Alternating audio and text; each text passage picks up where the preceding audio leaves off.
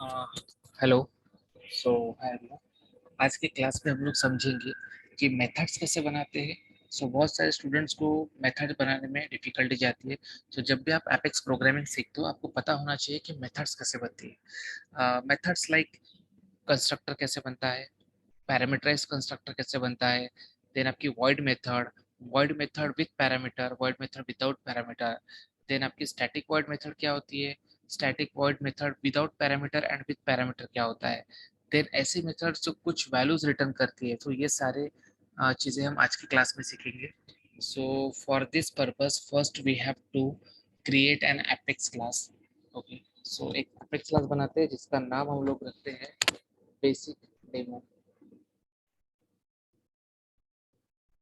या फिर simple simple methods demo Apex method. Okay, so ये एक क्लास बन गया। अब इस क्लास में हम लोग डिफरेंट डिफरेंट मेथड्स का डेमोन्स्ट्रेशन करेंगे। ओके, सो जब भी एक क्लास बनता है इट रिक्वायर्स डिफरेंट मेथड्स।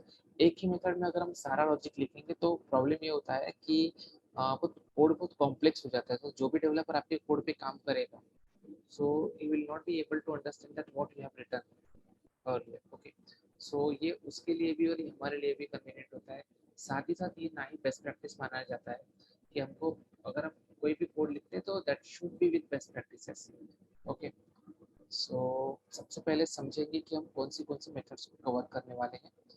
सो देखो, इसको बोलते हैं multi line comments. Multi line comments मतलब क्या है, हमको बहुत सारा डेटा लिखना है जो कि रन नहीं होगा। ओके, हम सिर्फ इसमें डिटेल लिख रहे हैं हमारे क्लास में क्या क्या होने वाला है। इस पे देखते हैं कि सबसे पहले क्या होगा। हम सीखेंगे कि कंस्ट्रक्टर क्या होता है। ओके, कंस्ट्रक्टर के दो पार्ट्स होते हैं। पहला होता है नॉन पैरामीटराइज्ड, जिसको ही बोलते हैं डिफॉल्ट कंस्ट्रक्टर। ओके, इसको डिफॉल्ट इसीलिए बोलते हैं क्योंकि इसको एक्सप्लिसिटली कॉल करने की जरूरत नहीं पड़ती। ठीक है, जब भी आपके क्लास का ऑब्जेक्ट इनिशियलाइज होता है ये कंस्ट्रक्टर ऑटोमेटिकली कॉल हो जाता है, इसलिए इसको बोलते हैं डिफॉल्ट कंस्ट्रक्टर। द सेकंड है पैरामीटराइज्ड। अब पैरामीटराइज्ड कंस्ट्रक्टर मतलब क्या है? पैरामीटराइज्ड कंस्ट्रक्टर मतलब ये भी ऑटोमेटिकली ही कॉल होता है, बट ये इसको हमें पैरामीटर्स पास करने होते हैं, लाइक सम वैल्यूज पास करने होते हैं। तो इसका भी हम डेमोन्स्ट्रेशन देखेंगे। So let's see first what is parameterized and what is non-parameterized constructor. Okay. Now, अभी हमको डेमोन्स्ट्रेशन देखना है इसका। तो देखो, जब भी कंस्ट्रक्टर बनाओगे तो कंस्ट्रक्टर का name should always be same as आपकी एपेक्स क्लास का मेथड, एपेक्स क्लास का नेम। ओके, सो ये एक चीज पब्लिक एंड आपके एपेक्स क्लास का नेम, तो ये होता है कंस्ट्रक्टर। ओके, अब आपने एक चीज नोटिस की होगी कि आपके एपेक्स क्लास का नाम एंड आपकी मेथड का नाम सेम होता है, राइट? क्योंकि जब भी आप कंस्ट्रक्टर बनाते हो, ठीक है, constructor name must same as class name. Okay, constructor का नेम हमेशा क्लास नेम जैसे होता है। सेकंड थिंग नोटिस कीजिए कि constructor never returns any value. इसी वजह से क्या होता है ना कि इसका कोई रिटर्न टाइप नहीं होता है, because it never returns any value. Third third होता है कि you can not right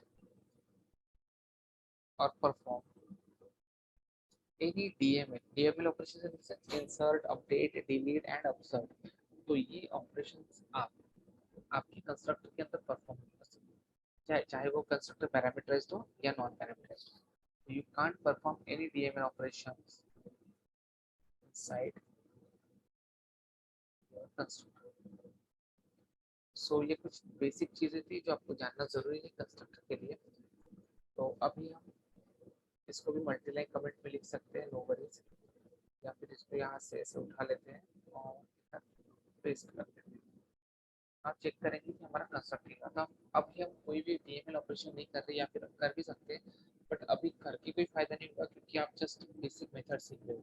so आपको इंसर्ट अपडेट डिलीट होता क्या है ये नहीं समझेगा, तो हम नेक्स्ट क्लास में इसको समझेंगे कि इंसर्ट अपडेट डिलीट, या आप मेरे नेक्स्ट वीडियो में देख सकते हो। इस वीडियो में सिर्फ हम जानेंगे कि कंस्ट्रक्टर कॉल कैसे होता है।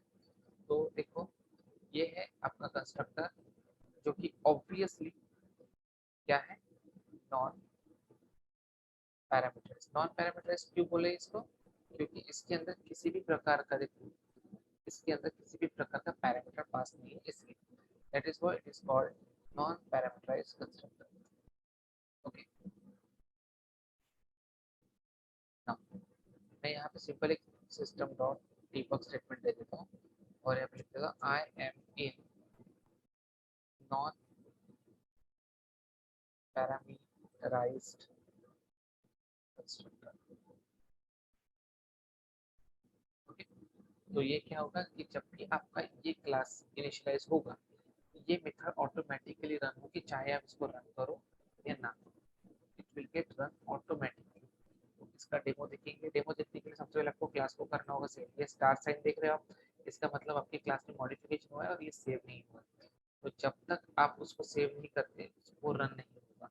Okay, so first step should be कि आपको आपके चेंजेस सेव करने, कंट्रोल एस से सेव कर लो।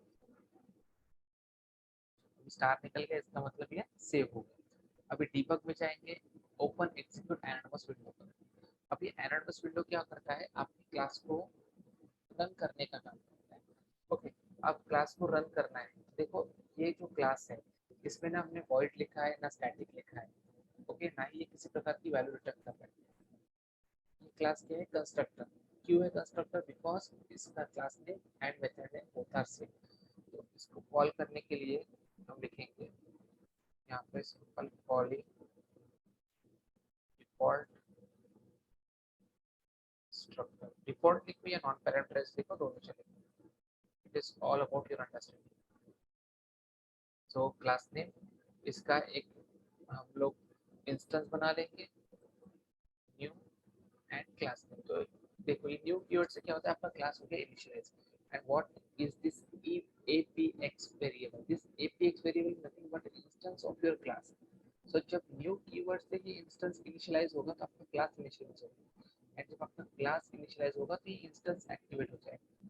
ओके, तो यहाँ पे देखो, हमने सिर्फ एक इंस्टेंस को एक्टिवेट किया है, हम इस मेथड को कॉल नहीं कर रहे हैं। ओके, हमने सिर्फ इस क्लास को एक्टिवेट किया।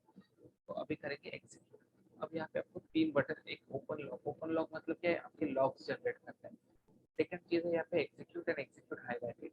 अब एग्जीक्यूट हाईलाइटेड मतलब क्या, इस पेज का आप कोई भी सर्टन पार्ट अगर रन करना चाहते हो तो आपको एग्जीक्यूट हाईलाइटेड करना पड़ेगा, अदरवाइज सिंपल एग्जीक्यूट पे आप लोग क्लिक कर सकते हो। जैसे अभी यहाँ पे क्या है, एक ही मेथड है, तो हम एग्जीक्यूट पे भी क्लिक करेंगे तो भी चलेगा, या फिर आपको सिलेक्ट करके फिर एग्जीक्यूट हाईलाइटेड करना पड़ेगा। तो अभी के लिए हम लोग सिंपल एग्जीक्यूट करते हैं। तो मैंने एग्जीक्यूट पे क्लिक कर दिया। अभी देखो इसका डीबग जनरेट होता है। डीबग करने के लिए आपको डीबग उंगली पे क्लिक करना पड़ेगा। देखो यहाँ पे आ गया I am in non parameterized constructor. देखो ये कहाँ पे लिखा है डीबग, इस मेथड के अंदर।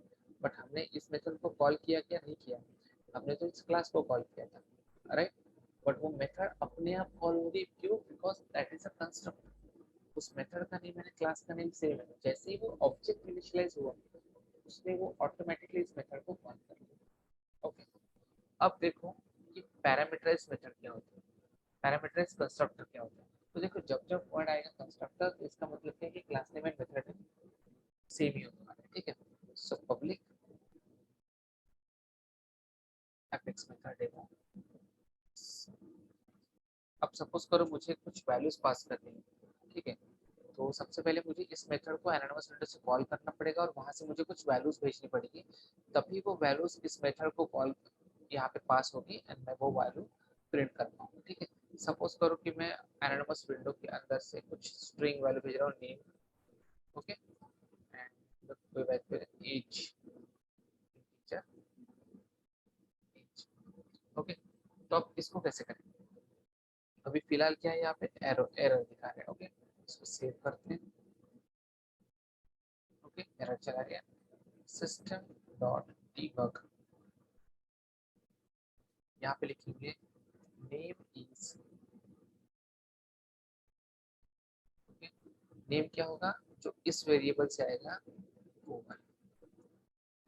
कॉलर, इससे एक डिबग लगा देते हैं। डिबग क्या करता है, आपके कोड को ट्रैक करने का काम करता है कि आपका कोड कहाँ तक पहुंचा है, और अगर कहीं पे एरर आ रहा है तो कहाँ पे एरर आ रहा है। ये काम होता है डिबग स्टेटमेंट का। ओके, तो ये हो गया सेव।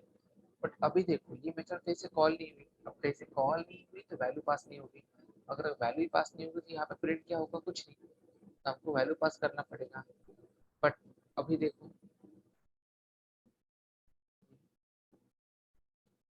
अब अगर मैंने इसको कॉल किया, जो कि कंस्ट्रक्टर कॉल करने का तरीका है, तो देखो ये क्या कॉल कर रहा है, इसके अंदर कुछ है क्या, कुछ नहीं, कोई भी पैरामीटर पास नहीं किया, तो ये कॉल करेगा इस वाली मेथड, कौन सी, Apex method demo non parameterised वाली। ओके, बट अगर मुझे अभी सिर्फ पैरामीटराइज्ड वाली मेथड कॉल करना है तो उसको कैसे करेंगे। ओके, तो या तो आप एक नया वेरिएबल बना लो, या फिर सेम में ही कर सकते हो। तो हम लोग नया वेरिएबल बना लेते हैं ताकि आपको डिफिकल्टी ना जाए समझ। ओके, मैं यहाँ पे लिख देता हूँ पॉली पैरामीटराइज्ड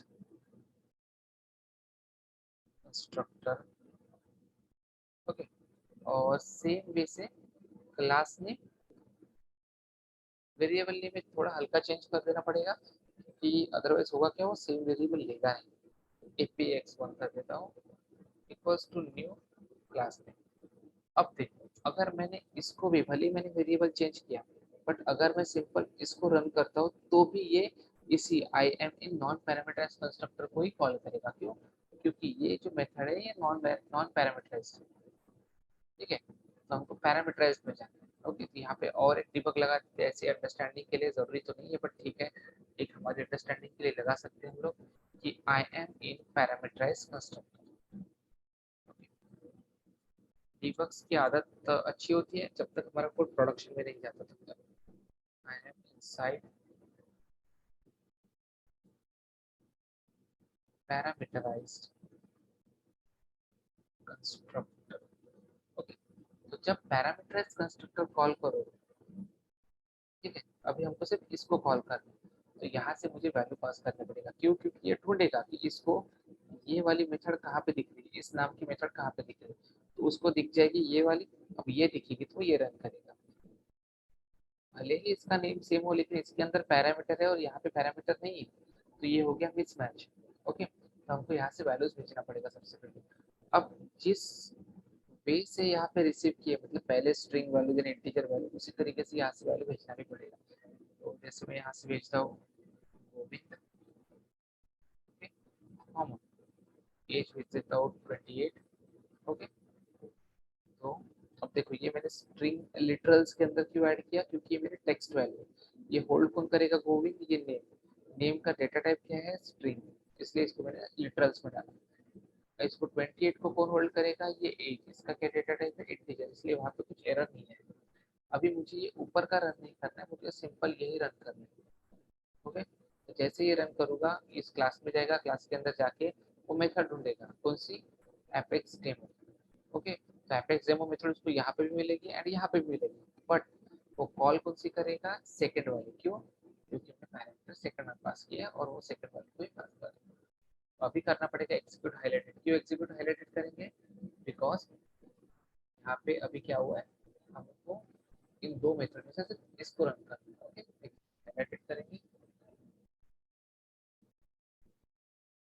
एग्जीक्यूट हाईलाइटेड करने के बाद आप नेबग ओपन करो, तो यहाँ पे देखो क्या है, name is Govind and age is 28।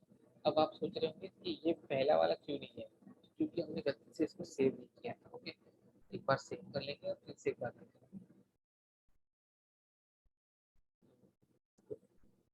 Highlighted है।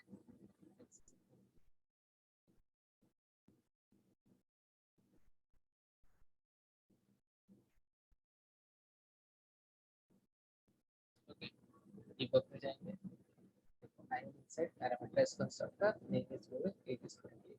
Okay, the name is Govind and age is 28, तो ये गोविंद एंड 28 कहाँ से है, आपके एनोनिमस विंडो से आया। ओके, तो ये होता है आपका constructor, parameterized and non parameterized.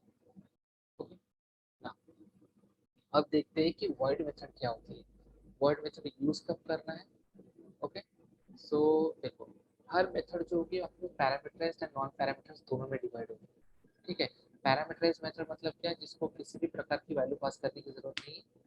Non parameterised method मतलब क्या है, जिसको वैल्यू पास करने की जरूरत है। नॉन पैरामीटराइज्ड मेथड मतलब क्या है, जिसको कोई भी वैल्यू पास करने की जरूरत नहीं है। ओके, तो अभी इसको हाइड कर लेते हैं ताकि हमारा पेज थोड़ा छोटा दिखे। अब आते हैं यहाँ पे, अब बनाते हैं हम लोग एक वॉइड मेथड, पब्लिक वॉइड। और अभी मेथड का नाम हम कोई भी रख सकते हैं, for example method one. Okay, method simple से। तो अभी देखो आप, ये मेथड का नाम is not same as this class name, because ये हम कंस्ट्रक्टर नहीं बना, ये हमारा कोई लॉजिकल ऑपरेशन परफॉर्म करने के लिए मेथड बना। ओके, तो मेथड के अंदर आपको हमेशा वेरिएबल डिफाइन करना पड़ता है। अब सेल्सफोर्स में आप डिफरेंट डिफरेंट वेरिएबल डिफाइन कर सकते हो। जैसे आपको कोई टेक्स्ट वैल्यू करनी है तो स्ट्रिंग नेम। ओके, उसका डेटा टाइप होगा स्ट्रिंग। सपोज करो यहाँ पे वैल्यू डाल रहे हो और अगर नंबर टाइप की वैल्यू देना है तो इंटीजर डेटा टाइप होगा, इसका कोई नंबर देता हूँ।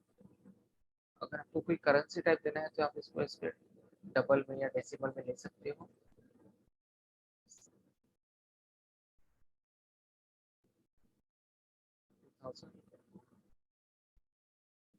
ओके, एंड अगर कोई बुलियन वैल्यू मतलब क्या, लाइक जिसका आंसर आपको यस और नो में मिलेगा। जैसे मैं आपको कहूँगा कि इज सिलेक्टेड, ठीक है, कोई भी वेरिएबल ले सकते हो जिसका आंसर यस और नो में होगा। तो बाय डिफॉल्ट इसको हम फॉल्स रख सकते हैं। ठीक है, अब अब देखो यहाँ पे कुछ एरर आ रहा है। I think it will go, let me check. Okay, it's gone now. अब देखते हैं कि ये जो वॉइड मेथड है, इसको भी इसकी वैल्यू में फिट करेंगे। System dot debug name is,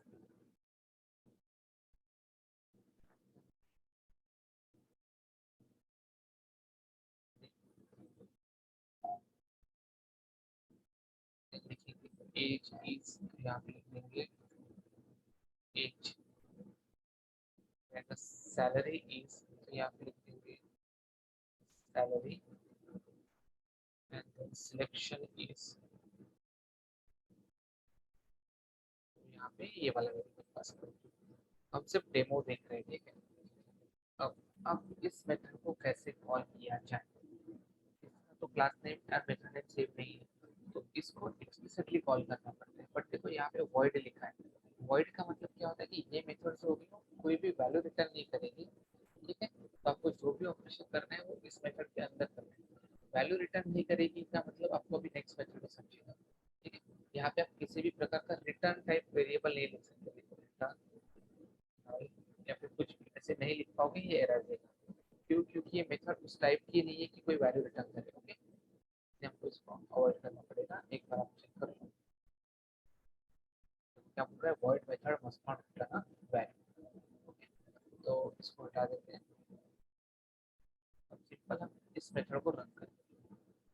एक बार अभी देखो, हमने पैरामीटराइज कॉल किया, नॉन पैरामीटराइज कॉल किया। अब इनको नॉर्मल मेथड कॉल करते हैं। यहाँ पे लिखते हैं calling void non void parameterized method. अब कॉल कैसे करेंगे, देखो हमेशा जब भी पैरामीटराइज्ड या नॉन पैरामीटराइज्ड मेथड कॉल करनी हो, ओके, वॉइड टाइप की, तब आपका क्या चाहिए, यहाँ से आपका क्लास नेम, ओके, कोई एक variable, then new class name. अब इससे क्या होगा, इससे कॉल होगा कंस्ट्रक्टर। तो ये पहली मेथड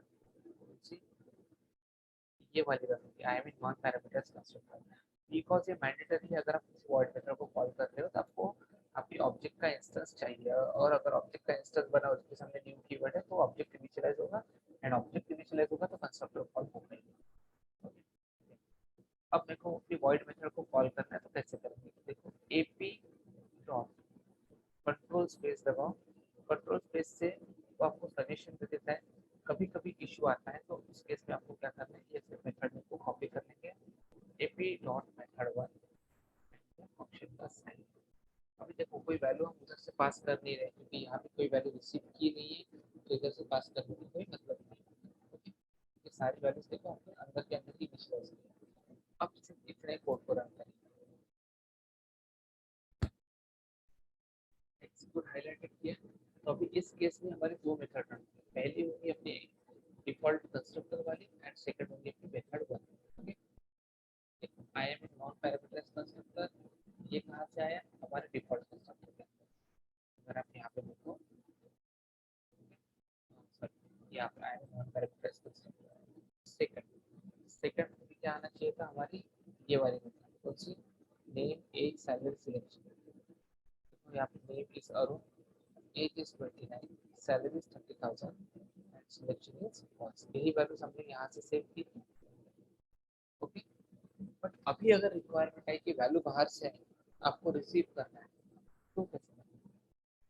फिर हमको बनाना पड़ेगा non parameterized constructor. Non parameterized constructor कैसे बनेंगे, सॉरी पैरामीटराइज्ड कंस्ट्रक्टर कैसे बनेंगे, पब्लिक वॉइड मेथड वन, एक सेकंड में इसका नाम चेंज कर देता हूँ, method one non parameterized, non param लिख देता हूँ। ओके, एंड यहाँ पे लिख देता हूँ पैरामीटर। आपको समझने के लिए इजी चला जाएगा।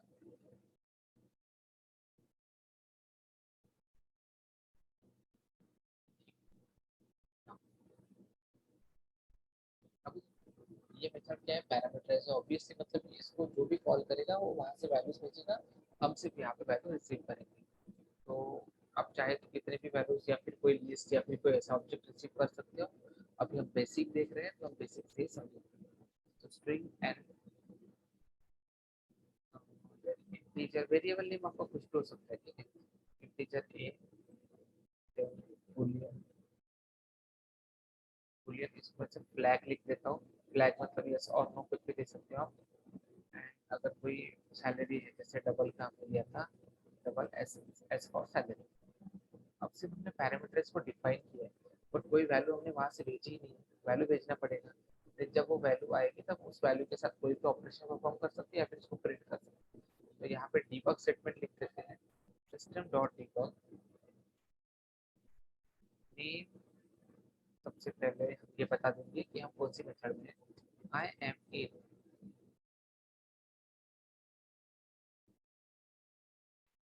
पैरामीटर वाली मेथड। ओके, अगर आपको कंफ्यूजन हो रहा हो तो इस वीडियो को फिर से बैक जाकर देखें। आई am in method one parameter. Okay, अब करेंगे सिस्टम डॉट डीबग। यहाँ पे क्या आएगा, हम जो भी नेम उधर से भेजेंगे उसको प्रिंट करेंगे, नेम फ्रॉम पैरामीटर। आप कुछ भी लिख सकते हो इसके अंदर, just for your understanding N.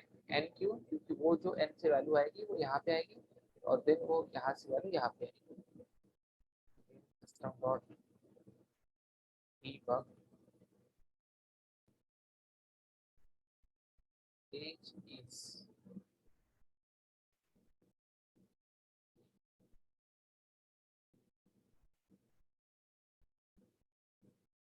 जो वेरिएबल आपने यहाँ यूज किया सेम आपको यही यूज करना पड़ेगा। Okay, system dot debug flag is,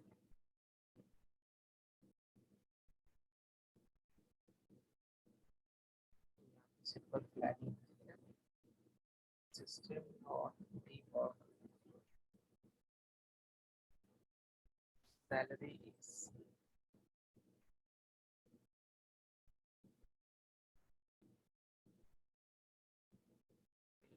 हाँ एस।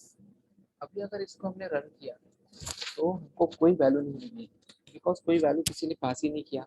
अब कोई पास ही नहीं करेगा तो वैल्यू आएंगी कहाँ से, राइट। तो हमको सबसे पहले वैल्यू पास करना पड़ेगा पैरामीटर से।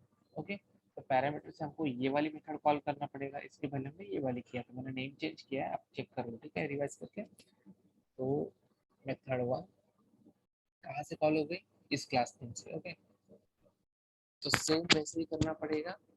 जो ऊपर में किया है मैं डायरेक्टली यहाँ पे पुट करके भी कर सकता हूँ, बट मैं आपके लिए सेपरेट सेपरेट लिख रहा हूँ। ओके, तो फिर से स्पेसिफिकली लिख देते, कॉलिंग void parameterized method।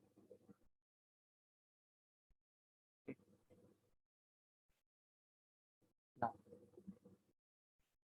अभी आपको void मेथड डिफाइन करनी है, कॉल करनी है, तो आपको ये इंस्टेंस तो बनाना ही पड़ेगा, क्लास को इनिशियलाइज करना ही पड़ेगा। जब जब क्लास इनिशियलाइज होगा आपका ये नॉन पैरामीटराइज्ड डिफॉल्ट कंस्ट्रक्टर तो रन होगा ही होगा। ओके, तो ये एक बार रन होगा, एपी डॉट इस मेथड का नाम। अब देखो किस तरीके से यहाँ से वैल्यू, यहाँ पे वैल्यू रिसीव कर रहे हो उसी पैटर्न में आपको वैल्यू वहाँ से भेजना पड़ेगा, जैसे पहले string, then integer, then boolean. Okay, तो कैसे भेजेंगे? स्ट्रिंग में अभी वैल्यू चेंज करते हैं, यहाँ पे लिखता हूँ प्रतीक नाम, देन एज लिख देते 30 ताकि आपको कोई कंफ्यूजन ना हो। फ्लैग जो होता है ट्रू या फॉल्स में, यहाँ पे ट्रू लिख देता हूँ। ओके, एंड अपना और एक वैल्यू जो था वो था सैलरी वाला डबल में, ठीक है, तो सैलरी में लिख देता हूँ यहाँ पे 50,000। ओके, नाउ अब करेंगे इसको रन।